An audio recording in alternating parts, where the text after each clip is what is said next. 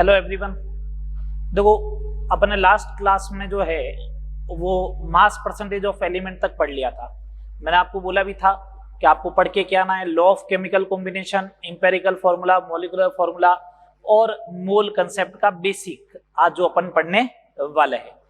Law of chemical combination, रासायनिक संयोजन के नियम, उसमें सबसे पहला आएगा लॉ ऑफ मास कंजर्वेशन। ये लॉ ऑफ केमिकल कॉम्बिनेशन काम कहाँ आते हैं?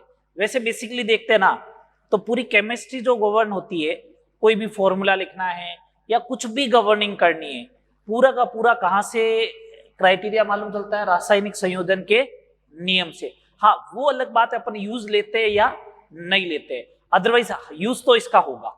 समझ में आ रही बात? तो उसमें सबसे पहला अपन पढ़ने जा रहे हैं द्रव्यमान संरक्षण का नियम, लॉ ऑफ मास कंजर्वेशन। किसने दिया था? अगर पूछ ले किसने दिया था तो लेवोसियर ने दिया था। किसने दिया था? लेवोसियर।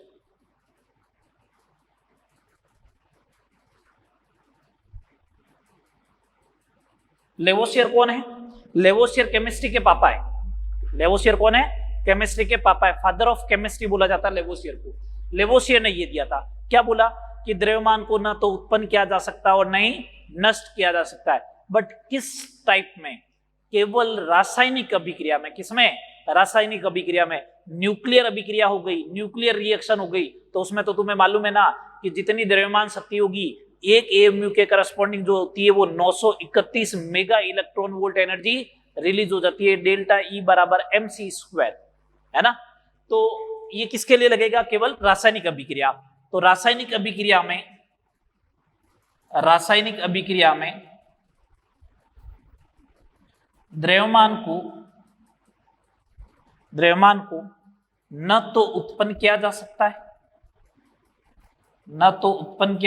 है, और न ही नष्ट किया जा सकता है। ना तो उत्पन्न कर सकते हो, नहीं नष्ट कर सकते हो। इसका मतलब रासायनिक अभिक्रिया में अभिक्रिया से पहले द्रव्यमान और अभिक्रिया के पश्चात द्रव्यमान क्या रहेगा? सेम रहेगा। जैसे एग्जांपल देखो, H2 plus 2H2 plus O2 gives 2H2।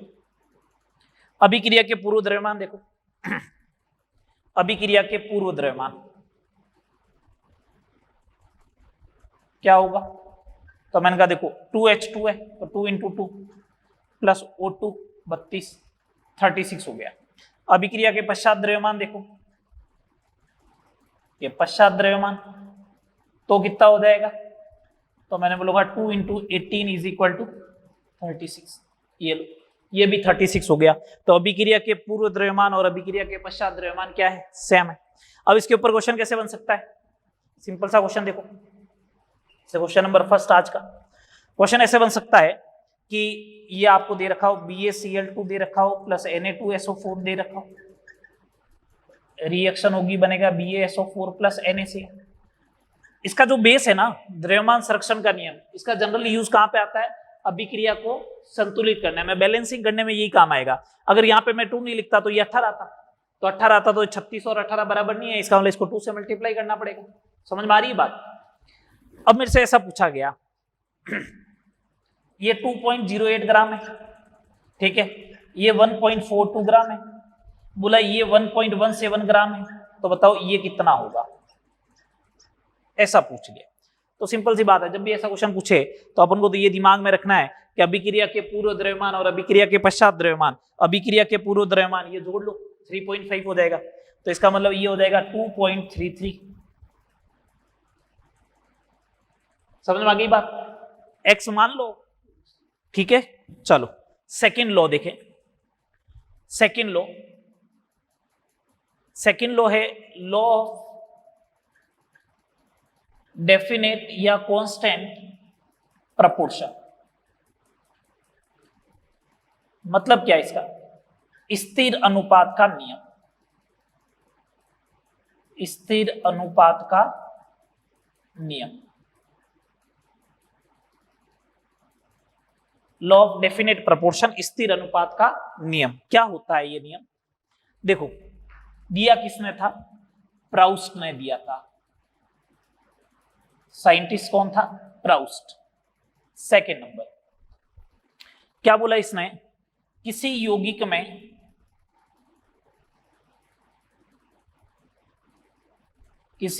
में तत्वों के द्रव्यमान का अनुपात सदैव निश्चित होता है, जो यौगिक बनाने की विधि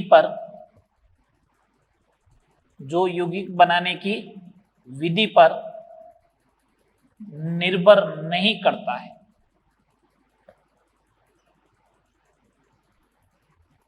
ठीक है, किसी यौगिक में तत्वों के द्रव्यमान का अनुपात जो रहेगा वो सदैव क्या रहेगा, एक निश्चित होता है। किसी यौगिक में तत्वों के द्रव्यमान का अनुपात क्या रहेगा, सदैव निश्चित होता है, जो यौगिक बनाने की विधि पर निर्भर नहीं करता। उस यौगिक को किस मेथड से बना रहे हो इस चीज के ऊपर डिपेंड नहीं करेगा वो। जैसे एक एग्जांपल लिया मैंने, H2O है, इसमें हाइड्रोजन एवं ऑक्सीजन के द्रव्यमान का अनुपात देखना, कितने हाइड्रोजन आई, 2, 16, क्या हो गया, 1:8। क्या गया, 1:8। तो जब भी जल की बात करूंगा मैं, जब जल की बात करूंगा तो उस कंडीशन में हाइड्रोजन और ऑक्सीजन के द्रव्यमान का अनुपात क्या रहेगा, 1:1 रहेगा। क्या रहेगा, 1:1 रहेगा। ये बात समझ में आ रही है? ठीक है, सॉरी 1:8, 1:8, 1:8 ये रहेगा। अब उस पानी को बनाना के मेथड H2+O2 से बनाया गया हो, चाहे हाइड्रोकार्बन का दहन होता है तो वाटर बने, इवन बोल रहा हूं बिस्लरी का पानी होगा तो उसमें भी 1:8 आएगा, गंदे नाले का पानी होगा उसमें भी क्या आएगा, 1:8 ही आएगा। ठीक है, क्वेश्चन कैसे बन सकता है, एक तो ये बन गया, जैसे मैंने ये पूछ लिया कि 45 ग्राम H2O में, जैसे क्वेश्चन बन गया। क्वेश्चन नंबर 2, 45 ग्राम H2O में हाइड्रोजन का द्रव्यमान ज्ञात करो, ये पूछ लिया। तो क्या करना है, तो हाइड्रोजन का द्रव्यमान कितना हो जाएगा, मैंने कहा देखो हाइड्रोजन का द्रव्यमान 1/9 कैसे, हाइड्रोजन का अनुपात बटा अनुपातों का योग मल्टीप्लाई बाई 45, तो कितना आएगा, 5 ग्राम। तो 40 ग्राम कौन हो जाएगा, ऑक्सीजन। 5 और 40 का रेशियो देखोगे तो वापस क्या आएगा, 1:8। समझ में आ रही है बात? अगला क्वेश्चन देखो, अगर मेरे को ऐसा बोले FeSO4.7H2O में Fe 20% है, FeSO4.7H2O में Fe 20% है, तो 4 ग्राम ग्रीन विट्रियोल, हरा थोता, विट्रियोल को थोता बोलते हैं हिंदी में, ग्रीन विट्रियोल में आयरन का द्रव्यमान ज्ञात करो, अगर ऐसा पूछा गया है आपको। ठीक है, तो कैसे करना है? अब अगर ये लॉ ऑफ कांस्टेंट प्रोपोर्शन को अगर फॉलो करेगा तो उस कंडीशन में क्या होगा कि इसमें 20% हमेशा रहेगा, कौन, आयरन। तो मास ऑफ आयरन जो होगा वो 4 का 20% कैलकुलेट कर लो, 0.8 ग्राम। बस ये आंसर बोलिए। ठीक है, ये क्वेश्चन नंबर 3 हो गया आज का। अगला देखो, समझ में आ रहा ना? अगला क्वेश्चन ये भी पूछा जा सकता है, उल्टा पूछ ले, कुछ आपको डेटा दे रखा हो और फिर अगर आपसे ये पूछा जाए कि बताओ ये कौन से लॉ को फॉलो कर रहा है, कौन से नियम से एक्सप्लेन होगा, व्याख्या होगी, तो देखो कैसा बनेगा क्वेश्चन। जैसे ये एक धातु है, ये ऑक्सीजन के साथ अभिक्रिया करके क्या बनाती है, ऑक्साइड बनाती है। क्या बनाएगा, ऑक्साइड बनाएगा। धातु था 1.8 ग्राम, ऑक्साइड बन गया 3 ग्राम। एक दूसरी अभिक्रिया में धातु की रिएक्शन मैंने करवाई जल के साथ, तब भी बना ऑक्साइड, प्लस कुछ और बना। धातु था इस बार 1.5 ग्राम और ऑक्साइड बन गया 2.5 ग्राम। तो बोला किस नियम से एक्सप्लेन होगा ये डेटा। तो देखो, पहली बात, धातु ऑक्साइड बन रहा दोनों केस में। फर्स्ट वाले केस में मेटल कितना है, 1.8, ऑक्सीजन कितनी है, 3 ग्राम ऑक्साइड बना है, इसका मतलब 3 में से 1.8 ग्राम तो कौन है, मेटल। तो ऑक्सीजन कितनी हो गई, 1.2। तो इसका मतलब क्या हो गया, 3:2 हो गया। ये लो, सेकंड वाले में चेक करो, तो सेकंड वाले में metal race to oxygen check करना है ना, तो मेटल देखो 1.5 है, ठीक है, और मेटल 1.5 है, ऑक्सीजन कितनी हो गई 1 ग्राम, वापस चेक करो क्या रेशियो है 3:2। दोनों में धातु और ऑक्सीजन का द्रव्यमान का अनुपात देखो कांस्टेंट आ रहा है। अगर रेशियो कांस्टेंट आ रहा है इसका मतलब कौन से नियम की व्याख्या कर रहा है, कौन से नियम की व्याख्या करेगा, स्थिर अनुपात का नियम। हो गए 2 नियम, चलो आगे।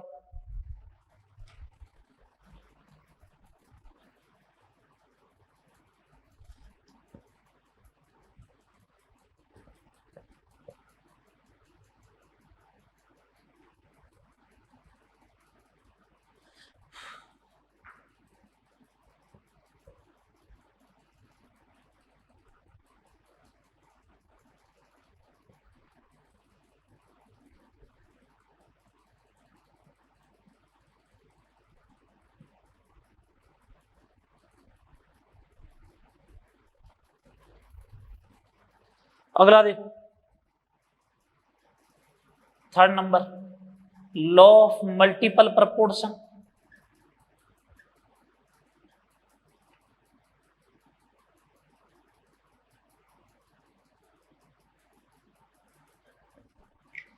गुणित अनुपात का नियम, हिंदी में बोलते हैं गुणित अनुपात का नियम।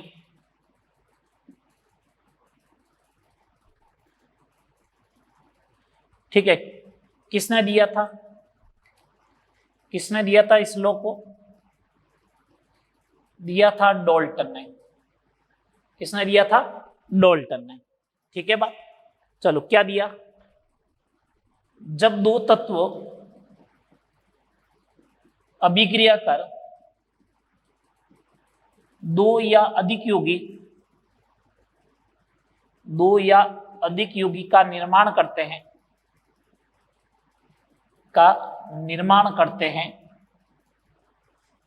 तो एक तत्व के निश्चित द्रव्यमान से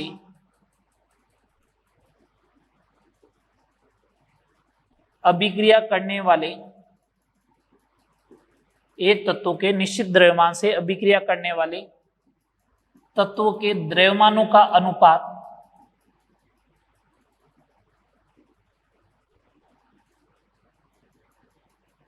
एक सरल अनुपात होता है।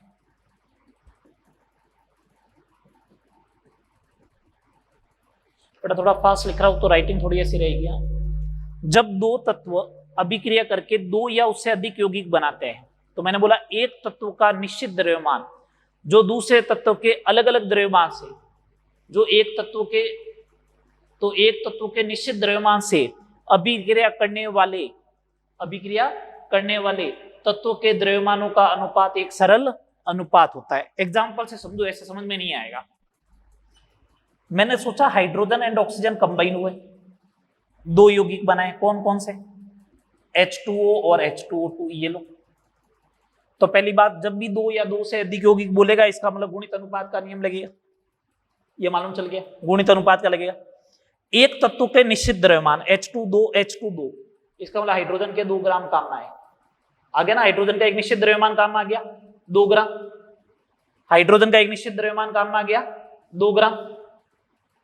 ठीक है, अब अगर हाइड्रोजन का एक निश्चित द्रव्यमान काम में आया 2 ग्राम, तो मैं क्या करने वाला हूं, ऑक्सीजन के द्रव्यमान का अनुपात देखो 16 और 32। ऑक्सीजन के द्रव्यमान का अनुपात क्या है, देखो ये अलग अलग आ रहा है ऑक्सीजन का द्रव्यमान, तो ऑक्सीजन के द्रव्यमान का अनुपात जो होगा किसमें, H2O2 में, और H2O में 16:32, इसका मतलब 1:2।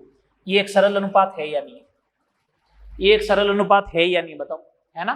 तो यही मैं समझा रहा था। एक और एग्जांपल देखो, नाइट्रोजन के ऑक्साइड जो होते हैं वो ये होते हैं N2O, NO, N2O3, N2O4 या NO2 और N2O5।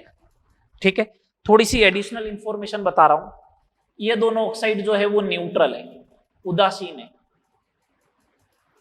और ये तीनों ऑक्साइड जो है वो कैसे है, एसिडिक है। कैसे है, एसिडिक ऑक्साइड है। ये बात समझ में आ रही है, ये न्यूट्रल है और वो अगले वाले ऑक्साइड एसिडिक है। पूरी केमिस्ट्री में 4 ही ऑक्साइड न्यूट्रल होते हैं, 2 तो मैंने बता दिए, थर्ड है कार्बन मोनोऑक्साइड और चौथा है H2। 4 न्यूट्रल ऑक्साइड होते हैं। हर साल एक क्वेश्चन आता है, इस साल भी आया था, इस साल भी एक आया था, ऑक्साइड दे रखे थे, मैच करवाना था, है ना। तो उसमें से ये थे, न्यूट्रल में से N2O, NO, CO और H2O में से एक था। ठीक है बात।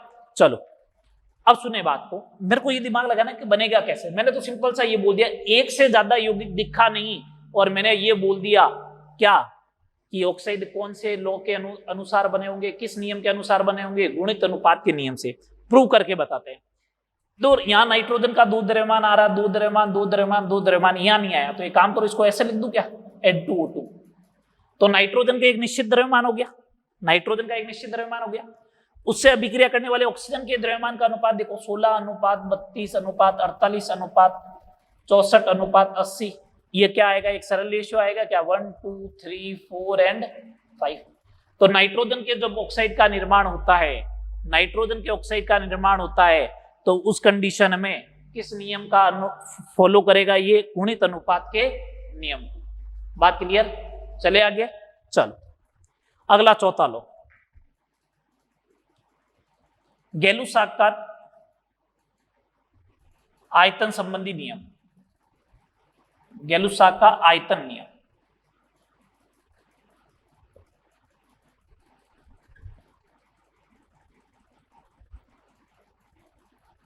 गैलुसाक लॉ ऑफ वॉल्यूम क्या बोलता है ये, गैलुसाक का आयतन संबंधी नियम। निश्चित ताप एवं दाब पर, दिया किसने, गैलुसाक ने दिया, नाम ही इसका। निश्चित ताप एवं दाब पर गैसें आयतन के एक निश्चित अनुपात में, आयतन के एक निश्चित अनुपात में संयोग करती है, निश्चित अनुपात में संयोग करती है,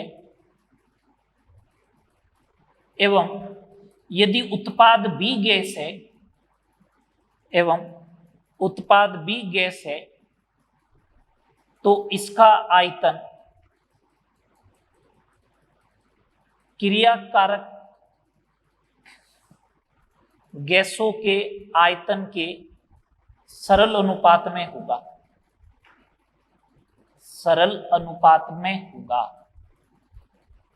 अभी समझाते इसका मतलब क्या है। बोला एक तो सबसे इंपॉर्टेंट बात है, ताप और दाब क्या होने चाहिए, निश्चित होने चाहिए, सबसे इंपॉर्टेंट बात। अगर ये नहीं लिखी हुई है तो मामला गड़बड़ हो जाएगा। निश्चित ताप एवं दाब पर गैसें आयतन के एक निश्चित अनुपात में संयोग करती है। इसका मतलब ये हो गया, अगर मैंने लिखा H2 gas plus Cl2 gas convert हो गया 2HCl गैस, मान लो ये देखा है, H2 gas plus Cl2 gas convert हो गया 2HCl गैस में, ये दे रखा है। तो इसका मतलब ऐसा बोल दूं क्या, इसका एक वॉल्यूम रिएक्शन करेगा, इसका एक वॉल्यूम रिएक्शन करेगा, तो इसका 2 वॉल्यूम बन गए। बोलो हाँ या ना। क्यों, क्योंकि गैसें इनके जो यहाँ पे फैक्टर लिखा हुआ ना, ये 1 और यहाँ पे 2, उसी अनुपात में क्या करेगी, सहयोग करेगी। तो 1 अनुपात 1 में सहयोग किया, और उत्पाद B अगर गैस है, HCl भी गैस है, तो उसका आयतन का अनुपात इनके आयतन के साथ एक क्या होगा, सरल अनुपात होगा। बात आ गई समझ में। आगे देखो इसके ऊपर क्वेश्चन कैसे बन सकता है। क्वेश्चन ऐसे बन सकता है, हेबर प्रक्रम में 10 लीटर N2 से कितना आयतन H2 का अभिक्रिया करेगा यदि सभी आयतन नियत ताप एवं दाब पर मापे गए। ऐसा बोला गया है ना, सभी आयतन नियत ताप एवं दाब पर मापे गए। तो देखो कैसे करना है इसको। N2 + 3H2 हेबर प्रोसेस, तो यही है अमोनिया के निर्माण का, 2 टाइम्स अमोनिया। किस अनुपात में रिएक्शन करेगा, 1:3:2। इसका मतलब ये बोल रहा है नाइट्रोजन का 10 लीटर है, तो हाइड्रोजन का 3 गुना होगा ना, 30 लीटर, और यहां पे बनेगा कितना, 20 लीटर। तो देखो क्रियाकारक का आयतन कितना हुआ 40 लीटर, उत्पाद का आयतन कितना हुआ 20 लीटर। क्या 40 से 40 लीटर बना क्या वापस? नहीं बना। 40 से 40 लीटर नहीं बना, इसका मतलब एक बात ये समझो कि आयतन का संरक्षण कभी भी नहीं होता है। किसका संरक्षण होता है? द्रव्यमान का होता है। समझ में आ गए ये चारों लोग? आगे देखो,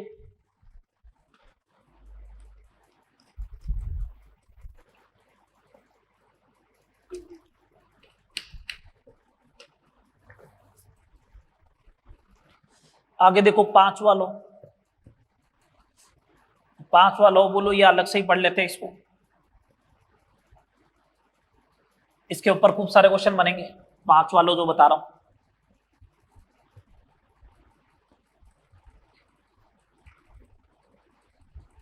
छोटी छोटी चीजें आती है बेटा एग्जाम में, तो इनको अपन को अच्छे से क्लियर करना है। अपन को बहुत बड़ी बड़ी चीजों के चक्कर में छोटी चीजें छोड़ के चले जाते हैं, और लास्ट 2 ईयर से नीट का पेपर बहुत सिंपल आ रहा है, उसमें बिल्कुल बेसिक बेसिक चीजें पूछी जा रही है, तो अपन उन्हीं को कवर कर रहे हैं। सबसे पहले तो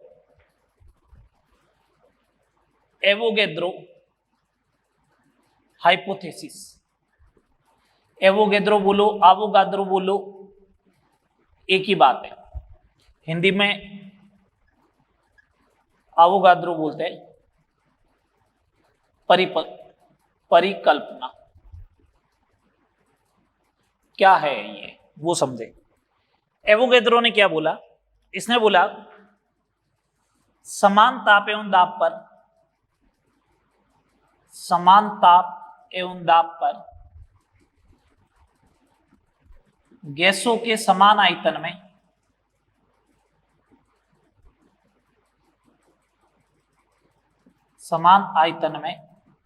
अणुओं की संख्या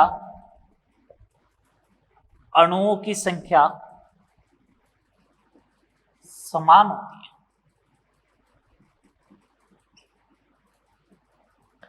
क्या बोला इसने? समान ताप एवं दाब पर गैसों के समान आयतन में अणुओं की संख्या क्या रहेगी? समान रहेगी। इसका मतलब अगर आपने वॉल्यूम सेम रखा तो अणुओं की संख्या भी क्या रहेगी? सेम ही रहेगी। तो जैसे अगर मैंने ऐसा बोला कि 10 ml H2 गैस है, इसमें मान लो n मॉलिक्यूल है, कितने हैं? n अणु है। तो सेम टेम्परेचर और प्रेशर पे बात करूं, समान ताप एवं दाब पर 10 ml अगर O2 गैस ली तो अणुओं की संख्या कितनी होगी? मैंने कहा सेम टेम्परेचर प्रेशर है, वॉल्यूम बराबर है, तो अणुओं की संख्या भी क्या रहेगी? n ही रहेगी। समझ में आ रही है बात? ठीक है। इसी टाइप से अगर मैंने बोला कि सेम टेम्परेचर और प्रेशर पर 5 ml मैंने N2 गैस ले ली, तो मैंने कहा 5 ml लोगे तो 10 से हुआ 5, तो नंबर ऑफ मॉलिक्यूल्स भी क्या होगा? n/2। नंबर ऑफ मॉलिक्यूल्स भी क्या हो जाएगा? n/2। ये बात समझ में आ रही है? बोलो हाँ या ना। बात क्लियर सारी? तो ये बातें अपनी होगी एवोगाड्रो हाइपोथेसिस में। तो इक्वल टेम्परेचर, सेम टेम्परेचर और प्रेशर होगा तो उस कंडीशन में equal volume of the gases contains equal number of molecule. समान ताप एवं दाब पर गैसों के समान आयतन में अणुओं की संख्या क्या होगी? समान होगी। इसकी देखे दो एप्लीकेशन, देखे एप्लीकेशन क्या है इसकी। सिंपल सिंपल सी एप्लीकेशन की बात करते हैं। दो एप्लीकेशन की बात करते हैं। पहला, relation between vapour density Vd and molecular mass. आणविक द्रव्यमान एवं वाष्प घनत्वों में संबंध, ये आपको समझना है। ठीक है, ये है इसकी फर्स्ट एप्लीकेशन। मैं वेपर डेंसिटी पे जाने से पहले आपको कुछ आइडिया देता हूं। सबसे पहले डेंसिटी या घनत्व क्या होता है? घनत्व होता है द्रव्यमान बटा आयतन। क्या होता है? द्रव्यमान बटा आयतन। वेपर डेंसिटी की तो बात ही नहीं कर रहे, वेपर डेंसिटी की तो बात करेंगे। डेंसिटी क्या होती है? द्रव्यमान बटा आयतन। अच्छा, यूनिट क्या होगी इसकी? द्रव्यमान की यूनिट ग्राम पर ml। ये ग्राम पर ml बोलो या सेंटीमीटर क्यूब बोलो, एक ही बात है। सेंटीमीटर क्यूब को इंग्लिश में लिखते हैं क्यूबिक सेंटीमीटर, तो सीसी बोलो, एक ही बात है, क्यूबिक सेंटीमीटर। ठीक है, ये तो हो गया। जब कभी भी अगर घनत्व का क्वेश्चन आए तो घनत्व को विथ यूनिट लिखना जरूरी है। जब तक आप यूनिट नहीं लिखोगे ना साथ में, तब तक आपको मालूम ही नहीं चलेगा। जैसे सपोज करो घनत्व दे रखा ग्राम पर ml में, आयतन दे दिया लीटर में, तो क्या लीटर से ml कैंसिल हो जाएगा? क्या नहीं होगा। तो आप अपना दिमाग लगाओगे कि इसका यूनिट कन्वर्जन करना है। समझ में आई बात? चलो, सेकंड नंबर रिलेटिव डेंसिटी।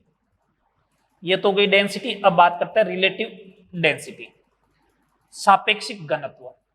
ये क्या होता है भैया सापेक्षिक घनत्व? तो मैंने कहा रिलेटिव डेंसिटी का मतलब ही ये होता है। रिलेटिव डेंसिटी का मतलब क्या? किसी पदार्थ का घनत्व अन्य पदार्थ के सापेक्ष घनत्व। किसी पदार्थ का घनत्व अन्य पदार्थ का घनत्व, ये हो जाएगा। ये रिलेटिव डेंसिटी होगी। जैसे डेंसिटी d1/d2, उसे क्या बोलेंगे? Relative density. केस फर्स्ट, ठोस या फिर द्रव के लिए, ठोस या द्रव के लिए जो ये रिलेटिव डेंसिटी होती है, इसको अपन बोलते हैं स्पेसिफिक ग्रेविटी, विशिष्ट गुरुत्व भी बोलते हैं। विशिष्ट गुरुत्व, स्पेसिफिक ग्रेविटी, ये बहुत वर्ड काम में लिया जाता है ये। लेकिन लिया किसके लिए जाएगा? पहले बात तो वही बताओ, किसके लिए काम में लिया जाएगा? ठोस या द्रव के लिए। तो ठोस या द्रव के लिए स्पेसिफिक ग्रेविटी की बात करूं मैं, तो स्पेसिफिक ग्रेविटी का मतलब ये होता है कि डेंसिटी ऑफ सॉलिड और लिक्विड अपॉन डेंसिटी ऑफ क्या? H2O। तो मैं ऐसा बोल दूं क्या कि स्पेसिफिक ग्रेविटी मेरे से पूछे क्या होती है, तो मैं सीधा सा ये बोल रहा हूं कि स्पेसिफिक ग्रेविटी या विशिष्ट गुरुत्व जो होता है वो सापेक्षिक घनत्व है। किसी ठोस या द्रव का H2O के सापेक्ष घनत्व है। किसके सापेक्ष घनत्व है? H2O के सापेक्ष। किसका? ठोस या द्रव का। तो किसी ठोस या द्रव का H2O के सापेक्ष घनत्व को क्या बोलते हैं अपन? विशिष्ट गुरुत्व, स्पेसिफिक ग्रेविटी। ठीक है, अब आपको मालूम होगा कि डेंसिटी ऑफ H2O जो होती है वो होती है 1 ग्राम पर ml, और ये मैक्सिमम है। और कहां पे होती है? 4 डिग्री सेल्सियस पे। कुछ भी नहीं दे रखा है, इसका मतलब डेंसिटी ऑफ वाटर कितनी कंसीडर करनी है? 1 कंसीडर करनी है। 1 कंसीडर किया तो इसकी वैल्यू हो गई 1। तो स्पेसिफिक ग्रेविटी किसके बराबर आएगी? स्पेसिफिक ग्रेविटी किसके बराबर आएगी? ये आएगी डेंसिटी के बराबर। किसके बराबर आएगी? डेंसिटी के बराबर। ये लो, तो इसका मतलब स्पेसिफिक ग्रेविटी बोलो या डेंसिटी बोलो, किसकी? सॉलिड या लिक्विड की, एक ही बात है। समझ में आ रहा है? स्पेसिफिक ग्रेविटी बोलो या डेंसिटी ऑफ सॉलिड और लिक्विड बोलो, एक ही बात है। ठीक है। केस सेकंड, गैस के लिए, गैस के लिए, गैस के लिए रिलेटिव डेंसिटी को बोलते हैं वेपर डेंसिटी। क्या बोलते हैं? Vapour density. वीडी का मतलब वेपर डेंसिटी, मतलब वाष्प घनत्व। क्या होता है ये? गैस का घनत्व किसके सापेक्ष? H2 गैस के सापेक्ष। किसी गैस का H2 गैस के सापेक्ष घनत्व को ही क्या बोलते हैं? वाष्प दाब बोलते हैं। वाष्प दाब इज इक्वल टू, ये हो गया मॉलिक्यूलर वेट डिवाइड बाई 2। ये रिलेशन होता है, vapour density is equal to molecular weight divide by 2। अगर आपसे ये पूछा जाए vapour density is a relative density, vapour density है क्या? सापेक्षिक घनत्व ही तो है, लेकिन किसके लिए डिफाइन होता है? गैस के लिए। किसके रेस्पेक्ट में? हाइड्रोजन। अब मैं हाइड्रोजन की जगह कोई दूसरी गैस लूंगा ना, अगर हाइड्रोजन की जगह कोई दूसरी गैस लूंगा तो उसको वेपर डेंसिटी नहीं बोलेंगे, फिर उसके लिए क्या बोलेंगे? सापेक्षिक घनत्व, रिलेटिव डेंसिटी बोलेंगे। ठीक है, तो ये देखो relative density is equal to, ये मॉलिक्यूलर वेट ऑफ गैस और ये molecular weight of the gas जिसके रेस्पेक्ट में आप डिफाइन कर रहे हो। हाइड्रोजन के रेस्पेक्ट में डिफाइन कर रहा हूं ना, तो हाइड्रोजन का मॉलिक्यूलर वेट कितना होता है? 2। इसका मतलब रिलेटिव डेंसिटी गैस की जो होती है ना, वो molecular weight 1 divide by molecular weight 2 होती है। यही बात हुई, समझ में आ रहा है? चल अब इसके ऊपर कुछ क्वेश्चन देखते हैं, ठीक है? ये फर्स्ट एप्लीकेशन के ऊपर कुछ क्वेश्चन देखते हैं पहले फटाफट। लॉ ऑफ केमिकल कॉम्बिनेशन पूरे हो गए, इसके ऊपर क्वेश्चन देखते हैं जल्दी से।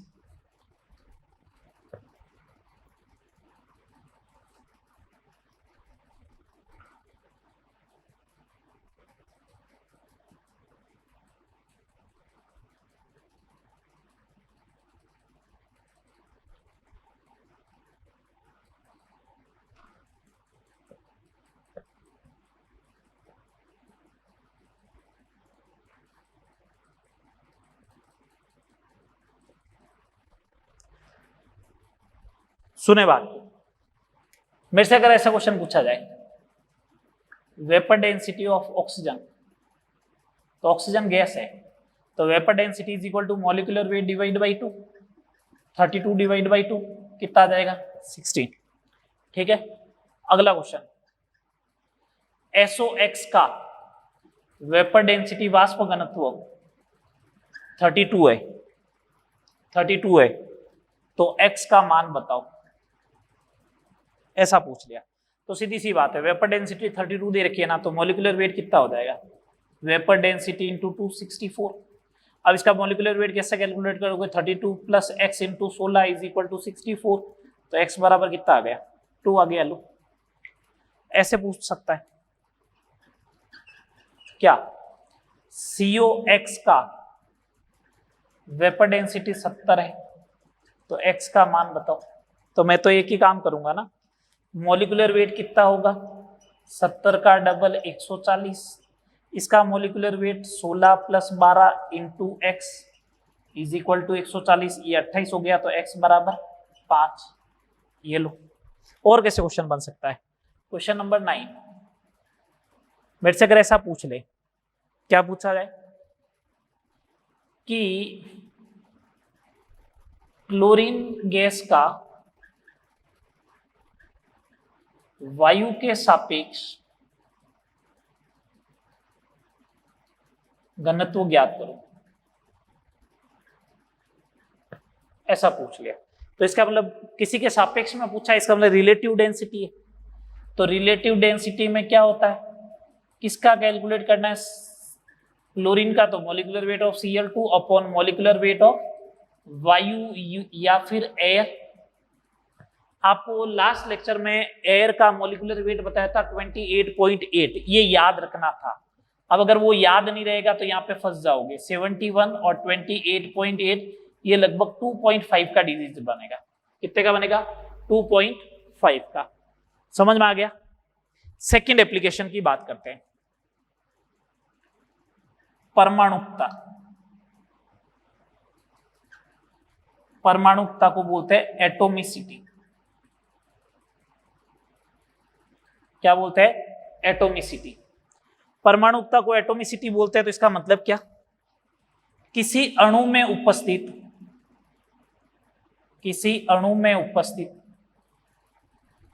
परमाणुओं की कुल संख्या को, किसी अणु में उपस्थित परमाणुओं की कुल संख्या को, किसी अणु में उपस्थित परमाणुओं की कुल संख्या को परमाणुकता कहते हैं।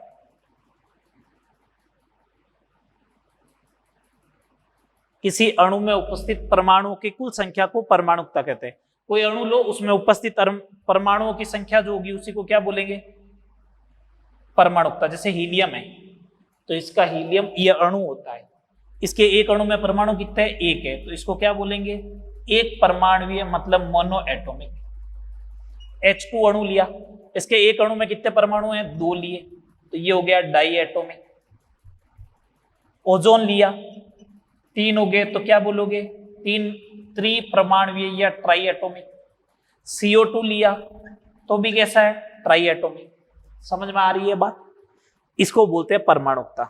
कर लोगे कैलकुलेट? जैसे अगर बाई चांस मान लो ये लिख रखा है, क्या बताओ इसकी परमाणुकता कितनी है? इसकी परमाणुकता कितनी है?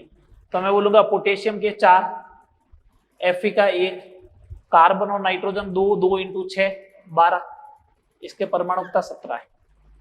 समझ में आ गई बात? चले आगे। चलो इसके ऊपर एक क्वेश्चन देखते हैं, एवोगाद्रो हाइपोथेसिस के ऊपर।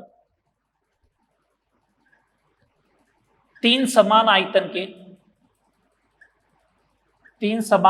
के पात्र में ऑक्सीजन, CO2 एवं अमोनिया गैस समान ताप एवं दाब पर रखी गई है,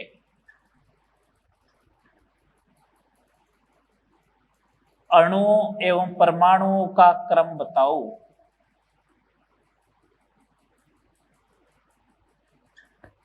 अणुओं एवं परमाणुओं का क्या बताना है? क्रम बताओ, ये पूछा गया आपसे। ठीक है, देखो समान आयतन है, इसका मतलब आयतन सेम हो गया। टेम्परेचर और प्रेशर क्या है? सेम है, एवोगाद्रो हाइपोथेसिस लगी। इक्वल सेम टेम्परेचर और प्रेशर पर इक्वल वॉल्यूम जो होता है उसमें नंबर ऑफ मॉलिक्यूल भी क्या होते हैं? सेम। तो मॉलिक्यूल्स का ऑर्डर जो आएगा उसमें तो सेम आएगा। कौन? O2, CO2 और अमोनिया सेम आएगा। कोई पूछे एटम्स का ऑर्डर, तो देखो एटम्स के ऑर्डर में क्या करना है। O2, CO2, अमोनिया आया, तो एटम्स के ऑर्डर में इसमें देखो अगर मान लो एक एक परमाणु में मान लिए मैंने, तो इसमें कितने हो जाएंगे? 2 परमाणु। इसमें कितने हो जाएंगे? 3। और इसमें कितने हो जाएंगे? 4। तो परमाणु का ऑर्डर क्या आएगा? ये आएगा O2, CO2 और अमोनिया, ये आ जाएगा परमाणुओं का क्रम। बोलो हाँ या ना? आया समझ में? चलो अब आगे। ये एवोगाद्रो हाइपोथेसिस कंप्लीट हो गई, मतलब लॉ ऑफ केमिकल कॉम्बिनेशन सारे कंप्लीट। चलो आगे देखो।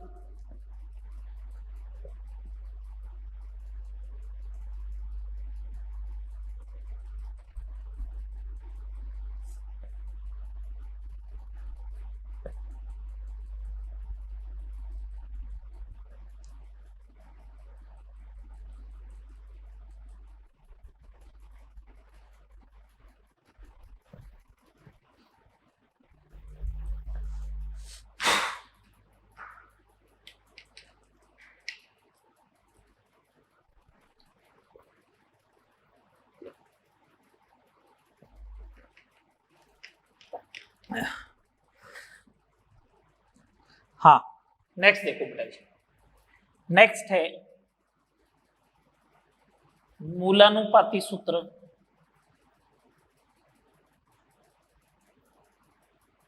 एवं अणुसूत्र। ये है,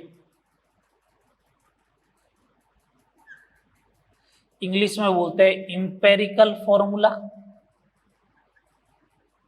empirical and molecular formula. Empirical formula का सिंबल मैं शॉर्ट में लिखूंगा इंपेरिकल का E, फॉर्मूले का F, EF। मॉलिक्यूलर फॉर्मूले का लिखूंगा M और F, मॉलिक्यूलर फॉर्मूला। ठीक है बात? तो देखो क्या होता है, पहले डेफिनेशन की बात करते हैं फिर क्वेश्चन वगैरह देखेंगे। सबसे पहले इंपेरिकल फॉर्मूला होता क्या है? मूलानुपाती सूत्र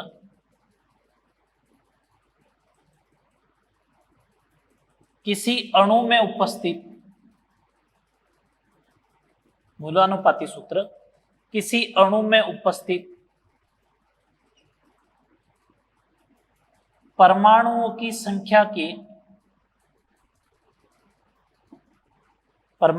संख्या के सापेक्षिक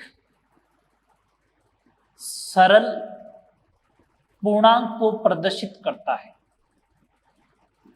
सरल पूर्णांक को प्रदर्शित करता है। मैं इंग्लिश में 4 वर्ड लिखने वाला हूं। मूलानुपाती सूत्र किसी अणु में उपस्थित परमाणुओं की संख्या के सरल पूर्णांक, सापेक्षिक सरल पूर्णांक को क्या करता है? प्रदर्शित करता है। मैं इंग्लिश में लिख रहा हूं, simplest relative whole number ratio of atom. अभी समझाएंगे क्या होता है। बस सिंपलेस्ट का मतलब जिसके बाद सिंपल नहीं हो, रिलेटिव का मतलब एक दूसरे के सापेक्ष, होल नंबर का मतलब 1 2 3 4 का रेशियो होता है एटम का, उसी को अपन क्या बोलते हैं, इंपेरिकल फॉर्मूला। अच्छा, फिर अणुसूत्र। अणुसूत्र किसी अणु में उपस्थित परमाणुओं की वास्तविक संख्या को प्रदर्शित करता है। अणुसूत्र किसी अणु में उपस्थित परमाणुओं की वास्तविक संख्या को क्या करेगा, प्रदर्शित करेगा। अणुसूत्र किसी अणु में उपस्थित परमाणुओं की वास्तविक संख्या को क्या करेगा, प्रदर्शित करेगा। उसी को अपन क्या बोलेंगे, अणुसूत्र बोलेंगे। मैं एक आपको सिंपल सा एग्जांपल से समझाता हूं, समझने की ट्राई करना। मेरे पास 200 रुपए, तुम्हारे पास 100 रुपए, ठीक है, तो ये तो वास्तव में हो गया। तुम जानते हो तुम्हारे पास 100 रुपए, मैं जानता हूं मेरे पास 200 रुपए है, तो 100 और 200 हो गए। समझ में आ रही है ये बात? हाँ सुने, तो मैं ये बोल रहा था कि जैसे आपके पास 100 रुपए हो और मेरे पास 200 रुपए, तो ये तो एक्चुअल नंबर हो गया, आपके पास 100, मेरे पास 200। अच्छा, अब अपन ने कहा देखो सिंपलेस्ट बताओ एक दूसरे के सापेक्ष कितने हुए, तो आपने कहा 100 है और मेरे पास 200 है, तो आपने कहा इसको सिंपल करना है ना, तो पहले 2 से डिवाइड करो, तो आपके पास 50 हो गए, मेरे पास 100 हो गए। फिर क्या, ये तो अभी और सॉल्व हो रहा है, 25 50 और सॉल्व हो रहा है, 1 और 2, इससे आगे सॉल्व नहीं होगा क्या? तो इसका मतलब तो ये हुआ आपके पास 1 रुपए तो मेरे पास 2 रुपए। कोई कहता है और आगे सॉल्व करो ना, अभी तो और 2 से डिवाइड होगा, 0.5 और 1 रुपए, इसका मतलब तुम्हारे पास 50 पैसे हो तो मेरे पास 1 रुपए होगा। क्या 50 पैसे चलता है क्या? नहीं। जब नहीं चलता है तो फिर कैसे डिफाइन कर दोगे? तो इसका मतलब आपके पास 1 रुपया होगा तो मेरे पास 2 रुपया। ये इससे ज्यादा सिंपल नहीं होगा, वो सिंपलेस्ट हो गया। तो 1 और 2 जो होगा वो तो होगा इंपेरिकल फॉर्मूला, और 100 और 200 जो होगा वो क्या होगा, मॉलिक्यूलर फॉर्मूला। अब देखो कैलकुलेट कैसे किया तुम लोगों ने, तुम्हारे पास नंबर था 100, मेरे पास नंबर था 200, जो छोटा नंबर था उससे डिवाइड कर दिया, 100 से 100 डिवाइड करते ही 1 आ गया, और 200 में 100 का डिवाइड किया तो कितना आया, 2। यही तो बन गया इंपेरिकल फॉर्मूला। तो छोटा होता उससे डिवाइड करना, ये बात ध्यान रहे। जैसे मैं अब एग्जांपल लिख रहा हूं जिससे आपको आइडिया रहे। जैसे मैंने कोई मॉलिक्यूलर फॉर्मूला लिख रहा हूं और फिर उसका इंपेरिकल फॉर्मूला बनाने की ट्राई करता हूं। ये मॉलिक्यूलर फॉर्मूला है और इधर इंपेरिकल फॉर्मूला है ना। तो मॉलिक्यूलर फॉर्मूला लिखा किसी ने CH4, तो मैंने कार्बन और हाइड्रोजन का अनुपात क्या रहा, 1:4। अब 1 से छोटा कभी पॉसिबल है नहीं, तो CH4 ही रहेगा। किसी ने कहा C2H6 लिख दो, तो मैंने कहा हाँ ठीक है, C2H6 लिखा ना, तो अनुपात हो गया 1:3, CH3 बन गया। बेंजीन लिखा, CH हो गया, है ना। किसी ने ऐसे लिखा ग्लूकोज लिख दिया C6H12O6, तो मैंने कहा देखो CH2O बन जाएगा, इंपेरिकल फॉर्मूला। तो इसका मतलब क्या हुआ, इस स्टेटमेंट का मतलब क्या हुआ, सुनना। अगर मॉलिक्यूलर फॉर्मूला गिवन हो, तो इंपेरिकल फॉर्मूला एक ही होगा। अगर मॉलिक्यूलर फॉर्मूला गिवन है तो इंपेरिकल फॉर्मूला एक ही बन रहा है। अब अगला केस देखो, अगर इंपेरिकल फॉर्मूला गिवन होगा तो मैंने कहा देखो क्या होता है। इंपेरिकल फॉर्मूला गिवन हो गया, जैसे आपको CH3, तो आपने कहा मॉलिक्यूलर फॉर्मूला कैलकुलेट करना है, लो करो, 2 से मल्टीप्लाई कर दो C2H6 और हो जाएगा।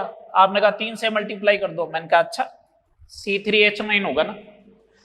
अच्छा, हाइड्रोकार्बन में एल्केन का फॉर्मूला क्या होता है, CnH2n+2। एल्केन में मैक्सिमम नंबर ऑफ हाइड्रोजन होते हैं, एल्कीन में 2 कम हो जाएंगे, एल्काइन में 2 और कम हो जाएंगे। तो एल्केन से ज्यादा हाइड्रोजन तो किसी में नहीं होगा ना, मैंने कहा नहीं होगा। तो n बराबर 3 रखो, C3H8 से ज्यादा कंपाउंड तो कभी होता ही नहीं, 8 हाइड्रोजन से ज्यादा हाइड्रोजन तो आएंगे नहीं, 3 कार्बन होंगे तब। तो ये C3H9 कहां से आ गया, तो ये पॉसिबल नहीं होगा। समझ में आ रही है बात? चलो, किसी ने कहा CH लिखो, मैंने कहा हाँ ठीक है। किसी ने कहा सर 2 से मल्टीप्लाई करो, मैंने कहा कर दिया। C2H2 पॉसिबल होता है, इथाइन। किसी ने कहा सर कोई जरूरी थोड़ी ना 6 से भी तो मल्टीप्लाई कर सकते हो।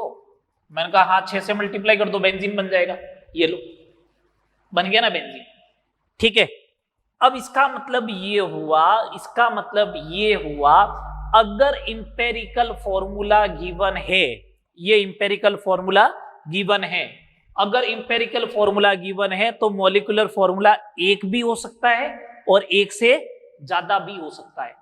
इंपेरिकल फॉर्मूला गिवन हो तो मॉलिक्यूलर फॉर्मूला एक भी हो सकता है और एक से ज्यादा, और मॉलिक्यूलर फॉर्मूला गिवन हो तो ओनली फॉर एक ही इंपेरिकल फॉर्मूला होगा। ठीक है बात, चलो आगे सुनना बात को। अगला पॉइंट ई नंबर, एक होता है मूलानुपाती भार या मूलानुपाती द्रव्यमान, इंपेरिकल मास। ये क्या होता है? ये होता है मूलानुपाती सूत्र के द्रव्यमान को, मूलानुपाती सूत्र के द्रव्यमान को, मूलानुपाती सूत्र के द्रव्यमान को मूलानुपाती द्रव्यमान कहते हैं।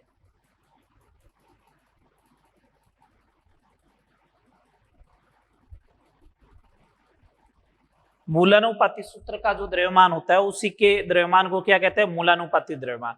एक होगा आणविक द्रव्यमान, अणु सूत्र के द्रव्यमान को आणविक द्रव्यमान कहते हैं, जो अपन पहले बात कर चुके हैं मॉलिक्यूलर मास। एक रिलेशन है, molecular weight is equal to n times empirical mass, n times empirical mass, जहां n क्या होगा 1 2 3 इस टाइप से कोई न कोई क्या होगा इंटीजर होगा, 1 2 3 4 इस टाइप से कोई न कोई क्या होगा इंटीजर होगा। ठीक है बात। देखिए अब इनके क्वेश्चन की बात करें, यहीं से उठाऊंगा सबसे पहला क्वेश्चन कि इस n का कैसे यूज किया जाए। ठीक है, सबसे पहला क्वेश्चन यहीं से उठाएंगे अपन, n की वैल्यू क्या होगी, उसके बेसिस पे आगे अपन बात करते जा रहे हैं। जैसे मैंने क्वेश्चन लिखा, क्वेश्चन नंबर 11 आज का, इंपेरिकल फॉर्मूला जो है वो है CH3। ठीक है, मॉलिक्यूलर वेट जो है वो है 30। तो पूछा मॉलिक्यूलर फॉर्मूला क्या होगा। मैंने कहा ठीक है साहब, इंपेरिकल फॉर्मूला दे रखा है तो इंपेरिकल मास ज्ञात कर लो, मूलानुपाती द्रव्यमान। कैसे ज्ञात करोगे मूलानुपाती द्रव्यमान? कार्बन का 12 प्लस 3 हाइड्रोजन का मिला के हो गया 15, ये आ गया मूलानुपाती द्रव्यमान। अच्छा, मॉलिक्यूलर वेट 30 है, n इंटू 15 तो n बराबर कितना आ गया 2 आ गया, ये लो 2 आ गया n बराबर अगर 2 आ गया तो मॉलिक्यूलर फॉर्मूला क्या होगा फिर बताओ तो देखे।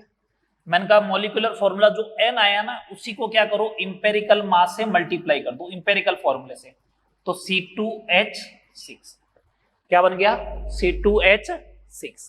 समझ में आया? ये तो इसके ऊपर था।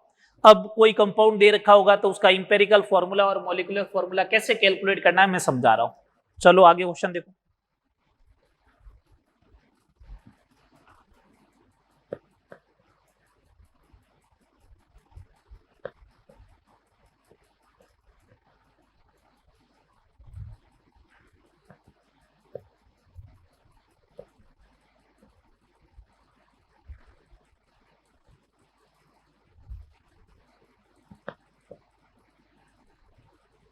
आगे देखो क्वेश्चन नंबर 12। अगर आपको ऐसा दे रखा है हाइड्रोकार्बन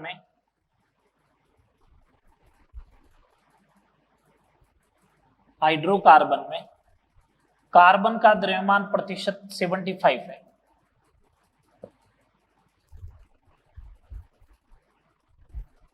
तो सरलतम सूत्र ज्ञात करो। सरलतम सूत्र का मतलब ही हो गया इंपेरिकल फॉर्मूला, मूलानुपाती सूत्र। ये दे दिया आपको क्वेश्चन है ना। अब इसको कैसे टैकल करें समझना बात को। मेथड फिक्स है। सबसे पहले क्या करना है आपको एलिमेंट लिखना है। एलिमेंट कौन से हो गए कार्बन और हाइड्रोजन, फिर उनका लिखना है मास, फिर लिखना है नंबर ऑफ एटम्स, परमाणुओं की संख्या। नंबर ऑफ एटम्स का मतलब परमाणुओं की संख्या। उसके बाद क्या लिखोगे सापेक्षिक परमाणुओं की संख्या, रिलेटिव नंबर ऑफ एटम्स, सापेक्षिक परमाणुओं की संख्या। तो कार्बन का मास है 75, तो हाइड्रोकार्बन में कार्बन और हाइड्रोजन ही होते हैं लोग। मैंने ये बोला था जैसे कार्बन का परमाणु द्रव्यमान था 12, तो मैं बोलूं चॉइस में कितने परमाणु होंगे, तो आप बोलोगे 12 में एक परमाणु, तो चॉइस में 2 होंगे। तो इसका मतलब क्या क्या, चॉइस बट्टा 12। जो द्रव्यमान दे रखा है उसको किससे डिवाइड करो, परमाणु द्रव्यमान से। कार्बन का कितना होता है 75 बट्टा 12, 25 बट्टा 1। सोल्व नहीं करना है, जब भी 2 एलिमेंट ही दे रखे हो तो सोल्व नहीं करे। ये कितना होगा 6 पॉइंट समथिंग कुछ होगा, ये 25 है। बड़ा कौन, ये। छोटा कौन, कार्बन के एटम। जो छोटा है उससे डिवाइड करो। मैंने 200 में 100 का भाग दिया था, 100 में 100 का भाग दिया था, तब 2:1 आया था। जो छोटा नंबर था उससे डिवाइड किया था, तो यहाँ पे छोटा नंबर ये। सेल्फ डिवाइड करने पर हमेशा 1 आता है। खुद को खुद से डिवाइड करोगे, 100 को 100 से डिवाइड किया तो तुम्हारा नंबर 1 आया था ना। यहाँ पे डिवाइड करो, 25 डिवाइड बाई 75 बट्टा 12, ये आएगा 4। आ गया 4। तो इंपेरिकल फॉर्मूला क्या बनेगा, CH4। क्या बनेगा, CH4। बोलो समझ में आया या नहीं आया, व्यवस्थित मामला अभी तक, कोई दिक्कत नहीं। चलो अगला क्वेश्चन देखो। आयरन के ऑक्साइड में, आयरन के ऑक्साइड में 30% ऑक्सीजन है,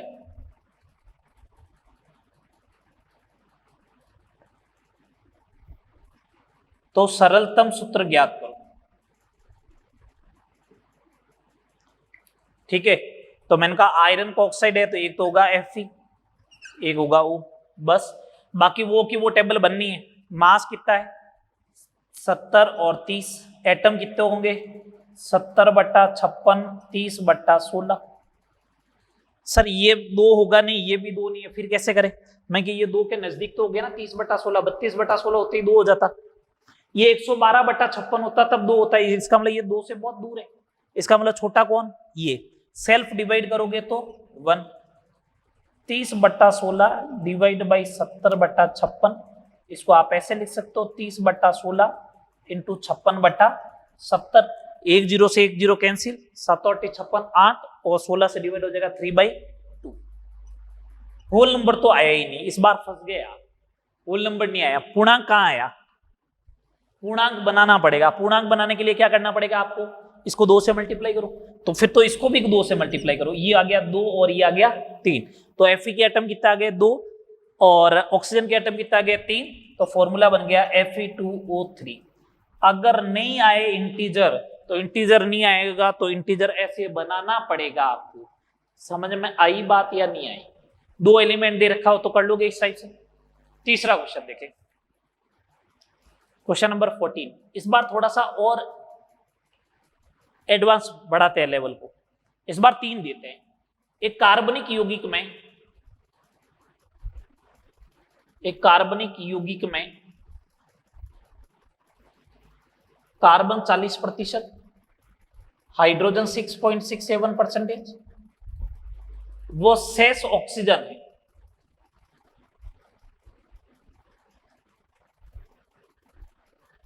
यौगिक का वाष्प घनत्व 30 है,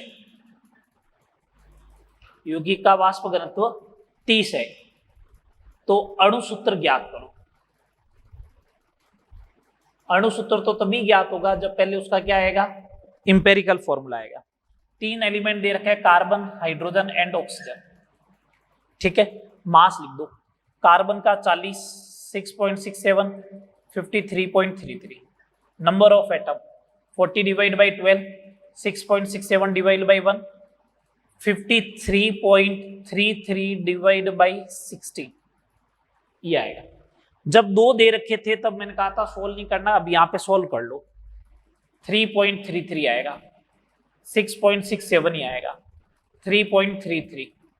रिलेटिव नंबर ऑफ एटम की बात करते हैं। छोटा कौन, ये और ये छोटा ही है, कर लो 1 2 1। इसका मतलब इंपेरिकल फॉर्मूला क्या हो गया बोलो, CH2O आएगा। इंपेरिकल फॉर्मूला क्या आएगा, CH2O। मॉलिक्यूलर वेट क्या होगा, वेपर डेंसिटी का डबल, 60 आएगा। अब आगे बात करो, 60 is equal to N into empirical mass. Empirical mass 12 और 2 14 और 16 36n बराबर 2, तो मॉलिक्यूलर फॉर्मूला क्या होगा, 2 का मल्टीप्लाई कर दो तो C2H4O2 ये हो जाएगा। ठीक है, ये मॉलिक्यूलर फॉर्मूला आ जाएगा C2H4O2। समझ गए बात? ये इस टाइप से करना है। एक दो क्वेश्चन मैं और करवा रहा हूं। अब मैं आगे वाले जो क्वेश्चन करवा रहा हूं उनको ऑप्शन देखते ही अपन को पहचानना है। ऑप्शन देखते ही अपन को पहचानना है कि आंसर क्या होगा। मेरे को तो ऑब्जेक्टिव में 4 ऑप्शन दे रखे होंगे, और इतना लंबे चौड़ी माथा पच्ची करेगा, है ना। सुनना बात को, जब मैं इन्हीं क्वेश्चन में बता रहा हूं कैसे करना चाहिए था आपको, इन्हीं क्वेश्चन में बता रहा हूं कैसे करना चाहिए था। देखो, अगर ये कार्बन है, ये हाइड्रोजन है, तो कार्बन का द्रव्यमान 12, हाइड्रोजन का कितना हुआ 4। इसने बोला ना ये 75% कार्बन है, तो 25% कौन होगा, कार्बन होगा, सॉरी हाइड्रोजन। तो हाइड्रोजन के सापेक्ष में 3 गुना होना चाहिए। हाइड्रोजन के सापेक्ष में कार्बन कितना होना चाहिए, 3 गुना। ये देख लो 4 और 12 3 गुना है या नहीं है ना। ठीक है, यहां आओ, ये इंपेरिकल फॉर्मूला सही है या नहीं। ये 12 हो गया, ये 2 हो गया और ये 16 हो गया। ये 6 गुना होना चाहिए, ये देखो 6 गुना है ना, 6 गुना। बस ऐसे ही चेक करना है, ऐसे ही चेक करना है। मैं बता रहा हूं, आगे ऑप्शन दूंगा तब बहुत इजी टास्क हो जाएगा। ठीक है, आगे प्रॉब्लम देखते हैं अपन।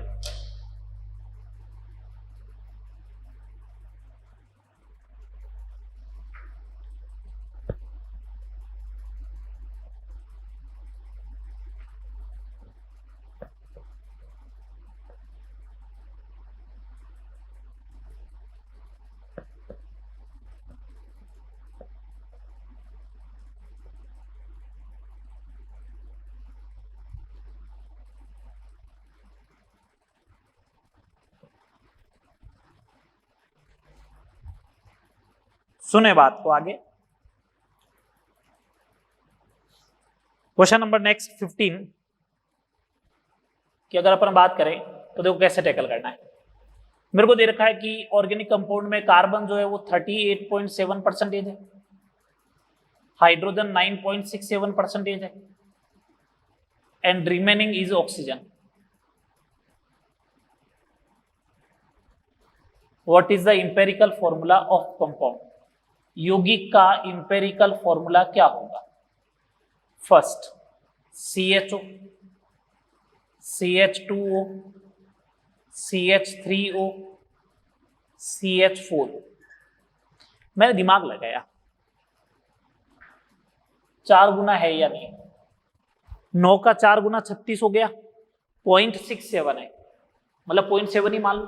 0.7 का 4 गुना कितना होता है 2.8, तो 36 प्लस 2.8 कितना होगा 38.8। ये देखो 38.8 हो गया ना 4 गुना, बस काम हो गया।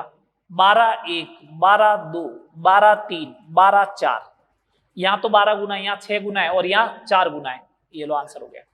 कार्बन हाइड्रोजन को चेक कर लो, हाइड्रोजन का मास 3 है, कार्बन का मास 12 है, 4 गुना है या नहीं आया, आ गया ना। समझ में आ गई बात क्या नहीं आई। अगला क्वेश्चन एक और देखो, एक क्वेश्चन और देखो। कार्बन हाइड्रोजन और नाइट्रोजन का रेशियो दे रखा 9:1:3.5। तो बोला इंपेरिकल फॉर्मूला क्या होगा। ऑप्शन क्या क्या दिए देखो। पहला option C3H6N, C3H4N2, C3H4N, C4H6N, इस टाइप से दिए। तो मैंने कहा हाइड्रोजन के कंपैरेटिव में कार्बन 9 गुना होना चाहिए। ये 6 और 36 6 गुना हुआ, गलत है। 4 और 36 9 गुना तो है, 4 और 36 9 गुना तो है। ये हो गया 6 और इधर हो गया 48, तो ये भी गया। अब इन दोनों में से बारी आई। एक बात सोचो, कार्बन और हाइड्रोजन का तो हो गया, अब नाइट्रोजन और कार्बन का भी चेक कर लो। कार्बन जो है वो नाइट्रोजन के कंपैरेटिव में 2 गुना तो है ही है, 2 गुना से ज्यादा है। 3.5 का 2 गुना कितना होगा 7, और 3 गुना होता है हो जाएगा 10.5। तो देखो 2 गुना से तो ज्यादा है, लेकिन 3 गुना से क्या है, कम है। 2 गुना से ज्यादा होना चाहिए, 3 गुना से कम होना चाहिए। इधर हो गया 28 और 36, 2 गुना ही नहीं हुआ, गलत है। इधर 36 और 14, 2 गुना 28 ज्यादा है, 3 गुना 42 से कम है। इसका मतलब आंसर ये होगा। आंसर ये होगा। समझ में आई बात आपको? बात समझ में आ गई सारी? ये इंपेरिकल फॉर्मूला से रिलेटेड सारी बात होगी। ठीक है, तो आज अपन ने पढ़ा लॉ ऑफ केमिकल कॉम्बिनेशन, खूब सारे क्वेश्चन भी किए उससे रिलेटेड, और फिर अपन ने पढ़ा मॉलिक्यूलर और इंपेरिकल फॉर्मूला, क्वेश्चन सारे करवा दिए आपको इंपेरिकल फॉर्मूले के। ठीक है, अब अपन नेक्स्ट लेक्चर में स्टार्ट करेंगे, 3rd नंबर लेक्चर में मूल कंसेप्ट। कौन सा स्टार्ट करेंगे? मूल कंसेप्ट।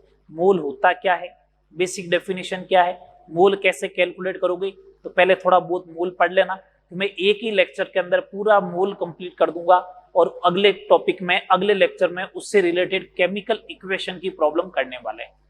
समझ में आ रही है बात?